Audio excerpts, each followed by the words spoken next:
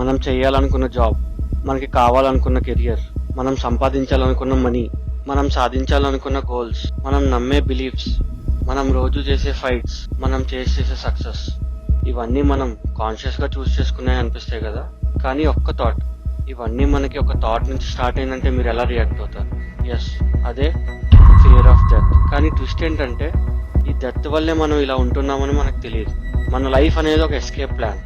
Death అనే భయం నుండి డిస్ట్రాక్టెడ్ గా ఉండడానికి చేసుకున్నవి ఇవన్నీ. ఇప్పుడు క్వశ్చన్ ఇది, మనం బ్రతుకుతున్నామా లేదా దేని నుంచైనా పారిపోతున్నామా? అసలు ఈ క్వశ్చన్ కి ప్రూఫ్ ఉందా లేదా ఇది జస్ట్ ఫిలాసఫీయా? మనం దీని గురించి తెలుసుకోవాలంటే కొంచెం హిస్టరీలోకి వెళ్ళాలి. అదే ఇయర్ 1973 అమెరికా. అక్కడ ఎర్నెస్ట్ బెక్కర్ అనే ఒక ఆంథ్రోపాలజిస్ట్ ఒక డేంజరస్ బుక్ రాశాడు. దానికే ద డినయల్ ఆఫ్ డెత్ అని పేరు పెట్టాడు. అతను సింపుల్ వర్డ్స్ లో చెప్పాలనుకుంది ఇదే: human civilization itself is a system created to deny death. అంటే మనం ఏదైతే రిలీజియన్, కల్చర్, మన సక్సెస్ స్టోరీస్ ఏవైతే ఇవన్నీ క్రియేట్ చేసుకున్నామో అది మరణాన్ని మేనేజ్ చేయడానికి మన బ్రెయిన్ క్రియేట్ చేసిన స్ట్రక్చర్స్ అని అతను అన్నాడు. షాకింగ్ ఏంటంటే ఈ బుక్ పజ్లర్ ప్రైజ్ ని గెలిచిన 2 నెలలకే బెక్కర్ చనిపోయాడు, కానీ అతని ఐడియా మాత్రం బ్రతికింది. 1980s లో ఒక 3 సైకాలజిస్ట్ ని ఈ ఐడియాని టెస్ట్ చేసేలా చేసింది. డెత్ గురించి ఆలోచిస్తే హ్యూమన్ బిహేవియర్ ఎలా మారుతుందా అని.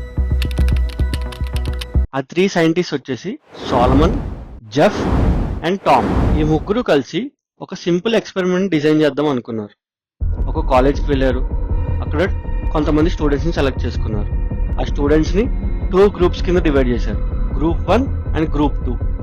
గ్రూప్ 1 ని మీ ఫేవరెట్ ఫుడ్ గురించి రాయమని చెప్పారు. గ్రూప్ 2 ని మీరు చనిపోతే ఏమవుతుందో డీటెయిల్ గా రాయమని చెప్పారు, బాడీ డికే, ఎగ్జిస్టెన్స్ వగేరా వగేరా అలాగా. తర్వాత ఈ 2 గ్రూప్స్ కి ఒక సేమ్ ఆర్టికల్ ఇచ్చారు. ఒక ఫారెనర్ అమెరికాని క్రిటిసైజ్ చేస్తున్న ఆర్టికల్ ఇది.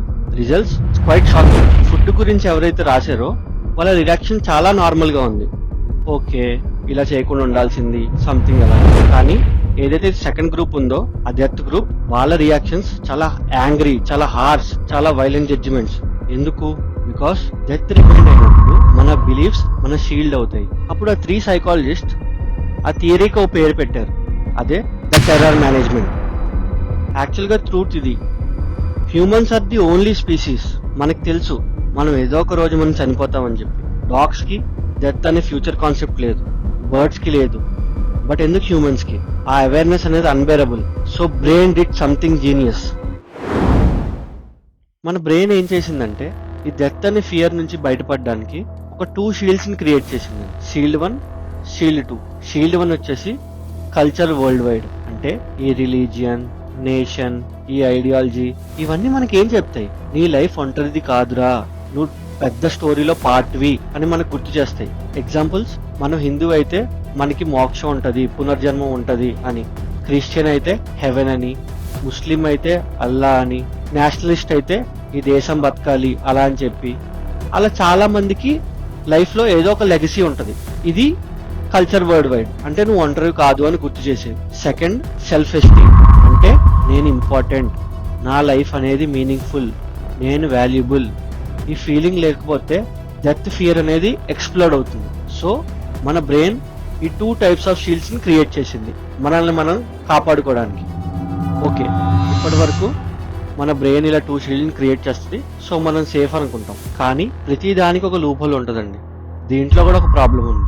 ఏంటంటే ఒకవేళ మీ షీల్డ్ అనేది నా షీల్డ్ ని థ్రెటన్ చేస్తే, అంటే నాకు కొన్ని బిలీఫ్స్ ఉంటాయి, మీకు కొన్ని బిలీఫ్స్ ఉంటాయి, నా బిలీఫ్ అనేది మీ బిలీఫ్ ని రాంగ్ అని చెప్తే, అప్పుడు ఈ ఫియర్ అనేది యాంగర్ కింద అవుతుంది, యాంగర్ అనేది వైలెన్స్ కింద తయారవుతుంది. అందుకే మనకి religion wars, caste conflicts, national hatred, ఈ ఆన్లైన్ లో అబ్యూస్, ఈవెన్ ఇన్స్టాగ్రామ్ లో కూడా రేస్ లైక్స్, ఇవన్నీ సింబాలిక్ ఇమ్మోర్టాలిటీని తీసుకురావడానికి.